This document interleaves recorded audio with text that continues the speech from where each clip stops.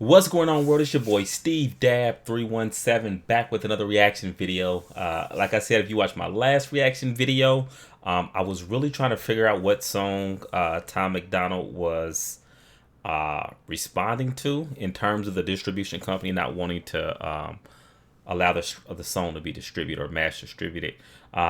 Looking at the dates on the videos, I'm thinking this is it. This video title, If I Was Black. So, hey, do me a favor. If you haven't already done so, hit that subscribe button really quick. I'm excited for this one. I'm excited to see, what about this video made them feel like, that people shouldn't see it. Is it something he said? Is it the lyrics? Is it something he did? Is it because he's sitting here with his head depicted on someone else's body? Like, I don't know. I'm curious. I'm definitely curious. So with no further ado, let's get these headphones on. Let's check it out. If I was black, probably wouldn't with anyone who's white, cause that slavery would honestly always be on my mind. If I was black, probably wouldn't ever wanna drive, cause if police pull me over, I might around and die. If I was black, I won't lie, I'd be scared to walk at night. The whole neighborhood is tripping like I'm out committing crimes. Well, I've got an idea of what I've got an idea as to what the tone of this video is going to be like. I'm gonna go back, but some of the things that he said already, like I know for a fact that those are some viewpoints that some people either have had or still continue to have. But let's run it back though. I want to catch all of this. If I was black, probably wouldn't with anyone who's white, cause that slavery would honestly always be on my mind. If I was black.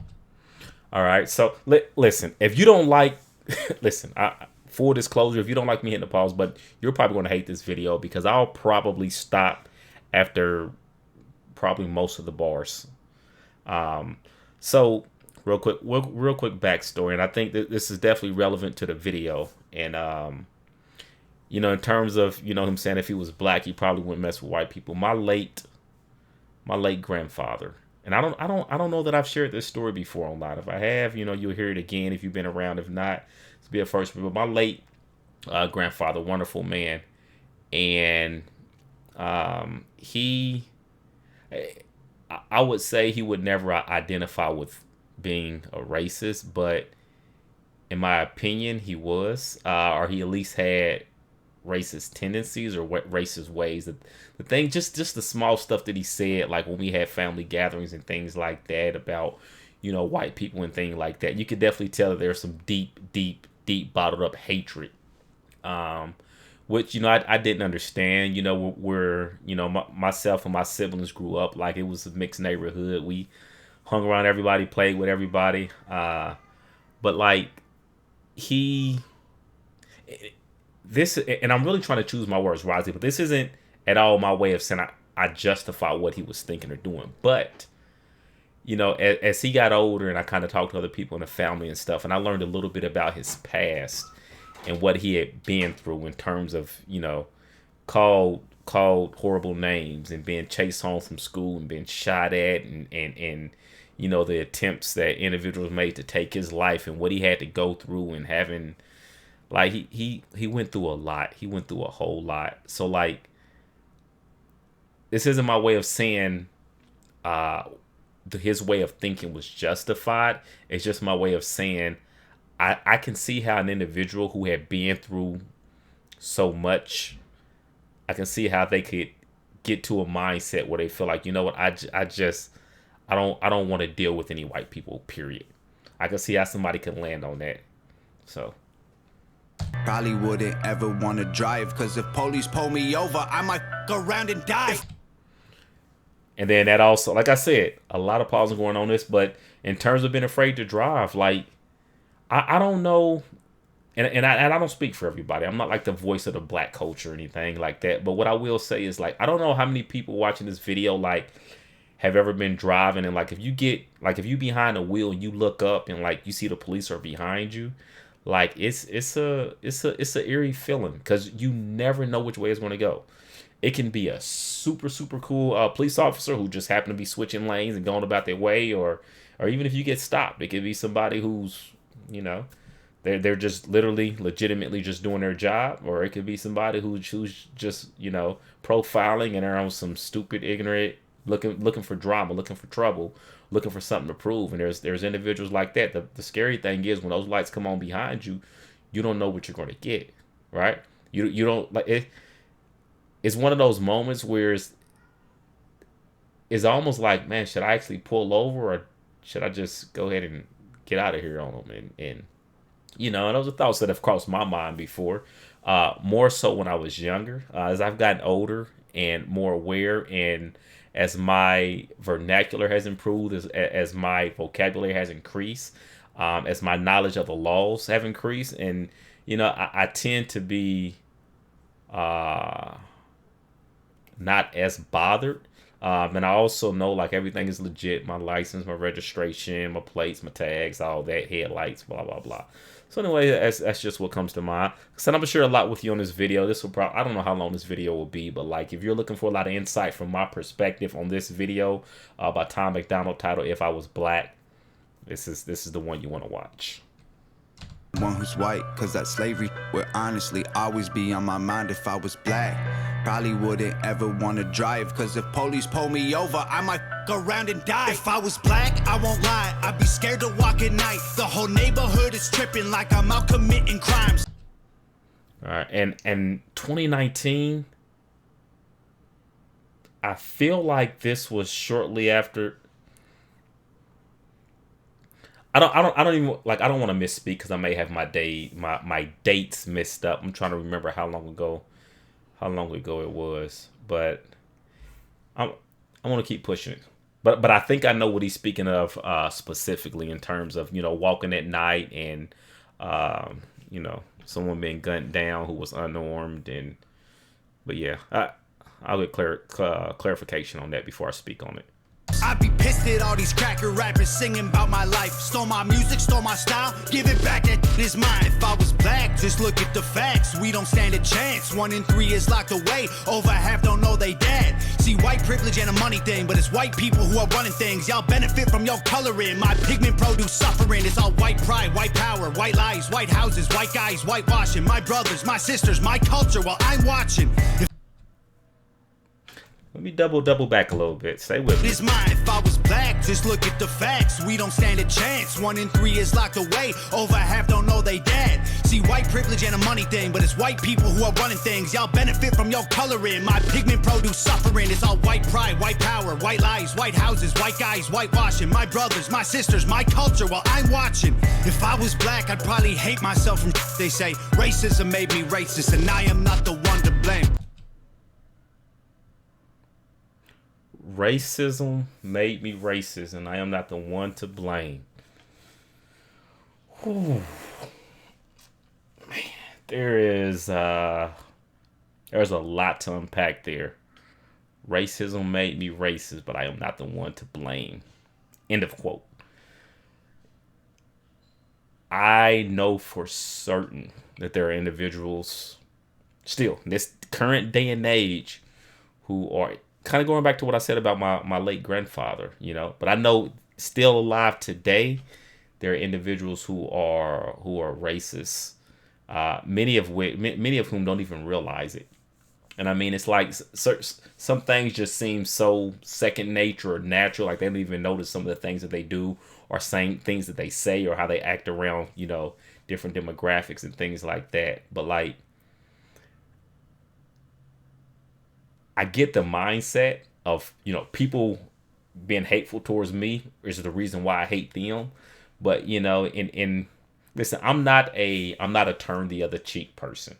Like if somebody put their hands on you, if somebody put you in a situation where you feel like you don't have a choice but to, you know, do what you feel you need to do, then so be it. You know, just you live with the consequences. That's life sometimes. But like, I still in my heart don't feel like the answer to hate is hate. You know, I don't feel like that's going to get us anywhere. Or like, you got a group over here who hates, you got group A that hates group B. It doesn't matter the nationality or race or height or body weight, whatever it is. But if group A hates group B, and Group B decides, all right, fine, I'm going to just flat out hate Group A. Like, what about all the people in Group A? Or what about all the people who look similar to the people in Group A, but they don't hate you? But now you hate them, and vice versa. You know what I mean? It just makes a huge mess. So, I definitely don't think that's the answer. But I get that some people, as a result of a lot they've been through, they can adopt that mindset. Similar to what I was saying about my late grandfather. Like, I don't agree with his ways. And by the way, he did as he got later in life towards this, he changed. I don't know if it was a full out change, but you can definitely tell that his heart softened. So I was happy to see that. But yeah, like I was saying, it's not me saying that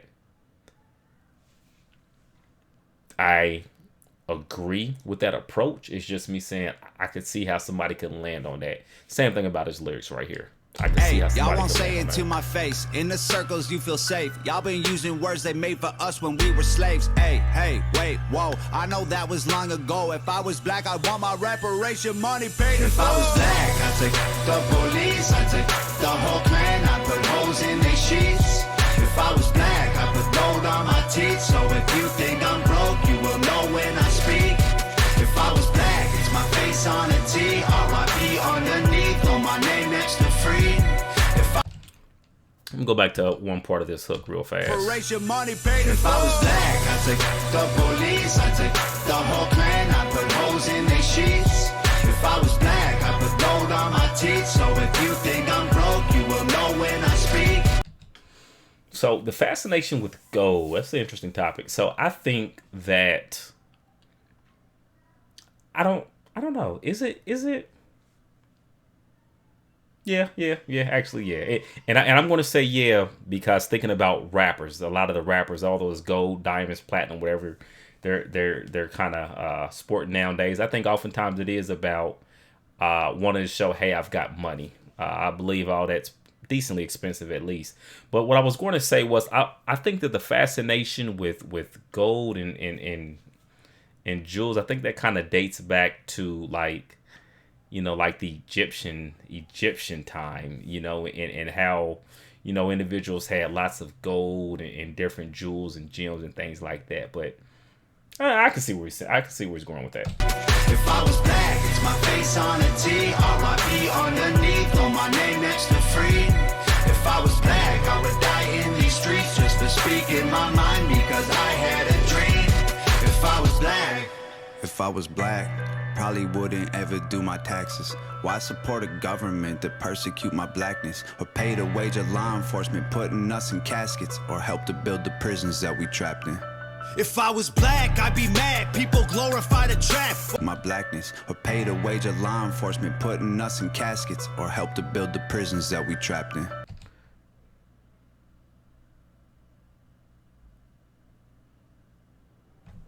Man, there's a lot in this video, like all the way down to where I just happened to pause it. Like that look on his face right there is like, bro, like you this is like somebody who, this guy on the screen right now looks like somebody who maybe was probably taught at a young age, like, when if the police stop you, like this is what you do, this is what you don't do, you don't make. And I've had to talk with my father, about making sudden movements, about keeping your hands clear, because like, and it's unfortunate, but we have to think like, I don't want to easily become the next victim, so, but, and then what goes on to happen If here I was is, black, right, so, guy reached down to apparently get his phone. And here's the thing people don't understand. I hear a lot of people comment about, well, they should have just listened or done this and done that.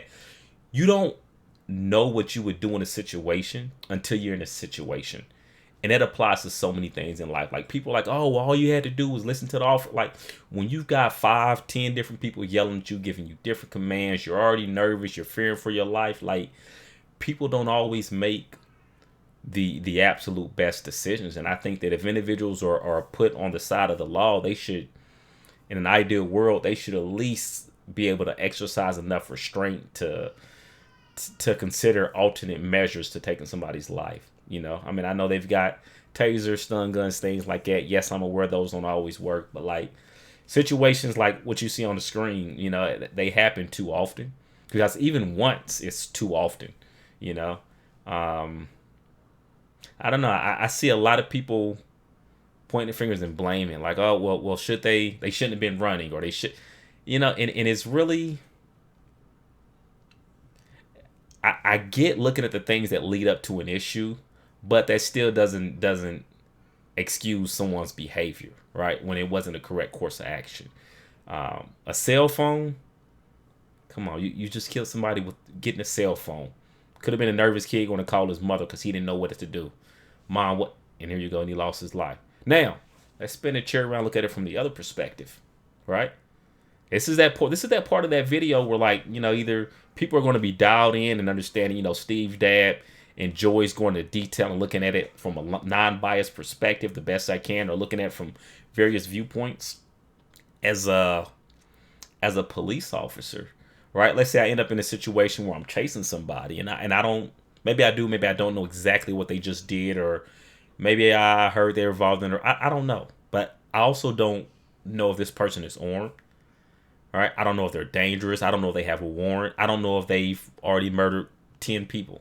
All right, these are my unknowns. So I have to be able to make a decision in a moment. So let's say I'm pursuing an individual and they turn, let's just assuming they turn around towards me and then they go to reach for something, right? And I'm sitting here and I'm locked and loaded. I'm nervous too, right? I think a ton of the police officers are nervous, right? I'm sitting here and I'm nervous too. My finger's on the trigger, but I'm already shaking, right? Why am I nervous? Because I got a wife, I got kids, I got a family who depend on me. My ultimate goal at the end of any workday as a police officer would be to go home at night, right? And some of them don't get that opportunity, right? And maybe it's because they second guess themselves. Maybe it's because they pulled over somebody and they were too relaxed and didn't secure the scene like maybe they were taught to or something. I don't know. But it's like, let's say if somebody goes to reach and all I can see is the side of a black object. I've got milliseconds to make a decision. Do I stop and wait and risk potentially getting shot in the head, losing my life? Do I act to stop what I think may or may not be a threat?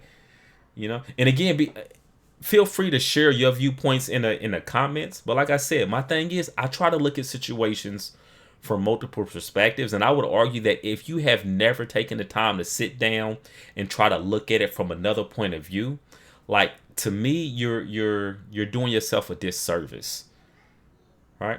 Because I can't just sit here as a black man in America and only look at scenarios from one single perspective and expect to truly get an understanding of what's going on, or maybe even why it's going on, right? In my opinion, that would make me ignorant because I'm being ignorant to other viewpoints. Now, am I a police officer? No. Will I ever truly understand what a police officer may go through? No. But what I'm doing while I'm sitting here is thinking to myself, like, if I were in those shoes, how would I think? Right? I love my wife. I love my children. Regardless of a person's color. Let's say if I was put in a position where somebody tried to get up on me, and let's say I was arguing with somebody and they went to reach and I seen something black coming out. Boy, if I can beat you to the draw, I'm gonna beat you to the draw. Because given the context of, let's say we just got in a fight or it was a big argument, and especially if you say something like, you know what, I'm about to burn you, I'm about to shoot you, and I see you reach and pull something, I'm not gonna wait. Right? Here's the interesting thing. In the streets, we always use the phrase, shoot first, ask questions later. Right? All the way across America, you hear that. You know what I mean? I ain't waiting for nobody. I'm about to, that's everybody's mindset. But the very moment somebody else outside the community, right? The very moment a police officer uses that same approach, it's a issue. And I know a lot of what I said. I've been talking for a while. Wow. But I know a lot of what I said, and I know that there's people who are going to watch this video and they're going to make assumptions about me, which is absolutely fine. I would be lying if I said I don't care what people think, but I've gotten to a point where I realize some people aren't going to like me or what I got to say, and I'm okay with that. It doesn't bother me as much as it would have, 10, 20 years ago. But it's like, there is so much going on in this world right now, and it's so broken right now. And we keep looking at these isolated incidents, but I think at some point, if people would take the time to figure out the why behind, and start really going back and solving some of the underlying issues, whether it's people who have been in office forever, whether it's organizations that need to be disbanded, whether it's reform that needs that, like it could be, whether it's individuals and communities who need to take higher accountability, right? There are so many different things that probably need to be discussed and talked about, but those discussions aren't happening. That's just it. Those discussions, they're just not happening, right? So I love that people care. I love the support, the encouragement. I love the positive movements, but be consistent with it. Don't just be supportive and don't want to do something proactive when somebody gets killed, or when somebody gets shot, or when or when somebody gets wrongfully convicted. Like, don't only support in those moments, and then as soon as that wave, that whatever you want to call it, is over, right? Then you're off doing some other miscellaneous, or you off telling your little cousin, "Oh man, you stomped on dude head, man. I seen you out there. Hey, my homie, he's a killer." Bro, hold on. You glorifying your homie for being a killer, but as soon as something happened to him, it's like R.I.P. Such and such, and you feel sad, and he was gone too soon. I mean, what was he really? Like, what was he a contributing member to society? Right? Because if he was just running around, bro, I kid you not, I can't tell you how many times I've seen people on Facebook or wherever saying, "RP such and such, he was a good dude." And like, these is people I know from the streets. And I know for a fact they was out here robbing people. I knew they was out here stealing, running scams, scheming, shooting, like doing all type of dirt. But the very moment something happens to one of them, is like, man, I can't believe they done this to such and such. Like, to me, as a person who truly loves somebody, well, if you in my circle, meaning I'm around you on a regular basis, almost a daily basis, like, and you living your life astray, a couple things are gonna happen. One, I'm gonna tell you about yourself, and I'm gonna let you, bro, that ain't it. I'm speaking from experience. That's not where it's at. All that putting in work and doing crime and doing dirt and selling dope, like, that's not where it's at. And I'm gonna let you know about yourself. The second thing, if you ain't try to hear it, I'm gonna respect that our mindsets are in different places. But fam, you're not about to be in my circle every day. I'm not about to be around you every day, because now all of a sudden you're a liability to me, right? Because it's just a matter of time before I'm seen around you every day, and somebody who's looking for you for something stupid you did, then seen me, and I'm out with my family now, and all of a sudden I've gotta pay the debt for something you did. It was a guy who went to high school with me, and I won't get too much into detail, but it's back in my high school days, and his best friend ended up getting kidnapped for a ransom, because people was trying to extort some money from him, which he ended up not paying. And they found him underneath a bridge. Like, it's not a game out here, and people, they seem to play it like it's a game until they realize it's real. Man, I haven't even made it halfway through this video. Like, I might even have to cut this video and make it 2 different videos or something. I don't know. But, like, one thing that you've noticed if you follow my channel, I enjoy talking a lot. But, when I get into my listening to Tom MacDonald music, like, it typically, this is usually what it does. It gets me thinking. It gets me sharing stories and things like that. And, even if there's one person who watches this entire video, or maybe even one person who learns something from what I said, or even if it just plants a seed for a person to maybe live their life a better way, like, I'm all for it.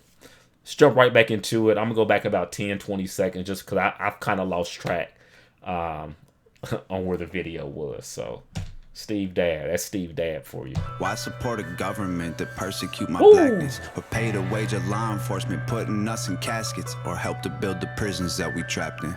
If I was black, I'd be mad. People glorify the trap while we dying every day, fighting for everything we have. It ain't diamond chains and racks, this a systematic plan. They put us in the ghetto, gave us HIV and crack. If I was black, I'd hate America. Appropriate my character and sell it to Caucasians who wish they were from my area. If I was black, I wouldn't give a f about the greater good. My grandma can't afford a rent, y'all gentrified our neighborhood. Our lives matter, so stupid.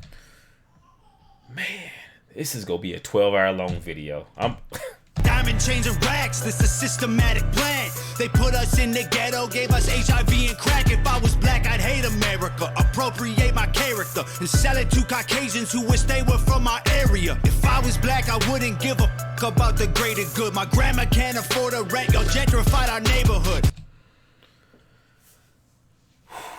Gentrification, man, that is all right. So as y'all know on this channel, I'm big into full disclosure. If you wonder why I keep looking this direction, the mic is over here. So that's usually, if I'm leaning forward, I want to make sure I'm speaking clear. But gentrification, like, and I'm not even gonna use the term gentrification. I'm just gonna say rehabbing houses in a neighborhood. Like, this is probably one of the more difficult decisions that I have to make on a regular basis. Because what he just said about, let's say someone's grandmother, maybe she's living alone, been in the house for however long, neighborhood, not the greatest neighborhood. Oftentimes when neighborhoods are ran down, as the poverty level increases, the crime rates tend to increase as well. So I'm going to stereotypically assume that there's a grandmother in a neighborhood that has a lot of poverty and has a lot of crime, but she's living there by herself. And I don't know whether she feels safe or not, but you get a situation like that. Well, as long as there are abandoned houses, as long as there's people out on the corners selling dope, as long as that crime is going to continue, that neighborhood is going to continue to be a poverty-based neighborhood. And the reason why it's such a difficult decision for me is because, and some of you already know this, but so I am a real estate investor, and I try to be aware of the decisions I make and how they may impact other people. But when it's all said and done with, I still have to put food on the table. I still have mouths to feed. And I'll use myself as an example, so it's not like I'm trying to step on anybody else's toes. So if I, let's say, go into a neighborhood and I'm like, man, this is a rough neighborhood. Couple of things happen with that. One, there's some properties that I could acquire. Maybe they've just been abandoned, and I may be able to give somebody who's living there, who's just looking to get out, give them amount of money where now this, or maybe let's say they've got back taxes, or judgment or lien against the property or something. I may give them a way out, right, where they don't have to foreclose on or something. Right, and I get the property at a rate that the numbers make sense for me. Well, I'm not going to, if I take money and dump it into an area with no return at all, I will soon run out of money. Like I can't continue doing that. So what I do is look for opportunities where I can actually put money into a property where it's going to increase the value. And from an investor from my mindset as an investor, I should say, I look at situations like that. I feel that if it's a bad neighborhood and I start bringing value to that neighborhood, right? Start rehabbing some of the houses, and start helping. As you get, how I put it, as you start buying multiple properties on a block, you start having more influence on changing that block, right? And you get a different client base if you're renting them out, or just different demographic if you're selling those homes, that starts to move in, and you get some of that pride of ownership back again. But what happens is you start building these houses, then the property taxes in the area start going up. And the question is, is that a good thing or a bad thing? Because along with you building these new houses or rehabbing these houses, and the property values going up, and then you start having stores that are willing to open up in the area, right? That help strengthen the community. And if the property values if the property taxes in the neighborhood are going up, the property values in the neighborhood are likely going up as well. So is it a bad thing? And like I said, I get the perspective of the grandmother. I get the perspective of the investor, and it's honestly something that I'm oftentimes torn on. you know. And I try to find balance in life. You know, I don't always make the right decisions, but I don't know. Let me know your thoughts on that. Put it down in the comments if you got any experience, if you're a real estate investor, or if you have some, personal accounts or stories that you don't mind sharing. I'm all for it. Put them down in the comments. Let me know what you think about it. But hey, I want to let this video finish. I literally think this thing is going to end up being like an hour-long video. Man. All right, here we go.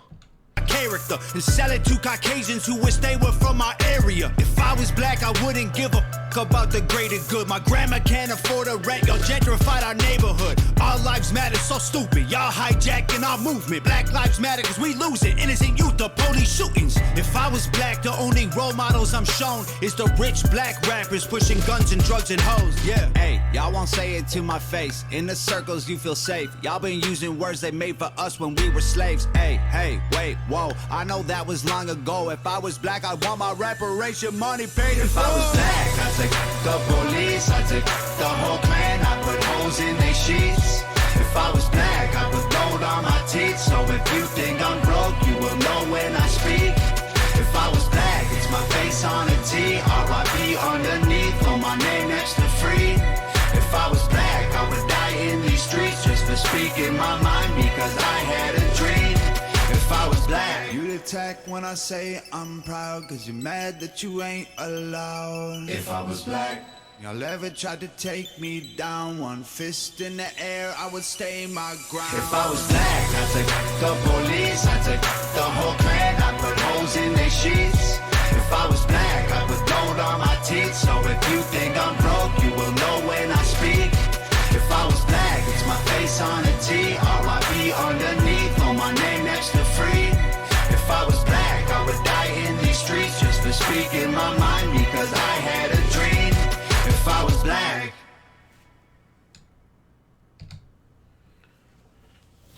Man, there was a lot in that video. So, assuming this is the correct video that they were trying to, that they didn't want to distribute, like, now my question is, what about this video, or what about this message did they not want spread around the world? Like I said, I try my best to look at things from multiple perspectives. I am struggling right now to find any reason that would resonate with me as being a legitimate reason for wanting to censor the lyrics of this video. I'm struggling to find a legitimate reason why this would be offensive to an individual. I don't know if he's still dealing with that distribution company, but I would personally question their values. Yeah, I'm almost at a loss of words, and I'm really sitting here, I'm racking my brain trying to think, like, what? If I was a distribution company, like, I would be offended about this song because, and I really can't wrap my head around it unless